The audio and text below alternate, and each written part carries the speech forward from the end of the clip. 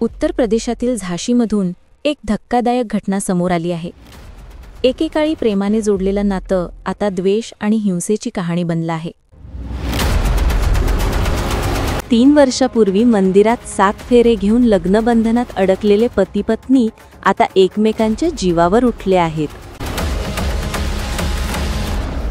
मौराणीपूर परिसरातील ही घटना ऐकून सर्वजण हादरले आहेत। मिळालेल्या माहितीनुसार पतीने आपल्या पत्नीने शारीरिक संबंध ठेवण्यास नकार दिल्यामुळे तिला थेट घराच्या छतावरून खाली फेकून दिलं।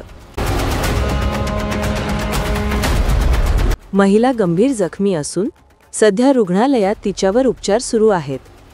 लोकांना अजूनही विश्वास बसत नाही की प्रेमाचं नातं एवढं विक्राळ रूप घेऊ शकतं।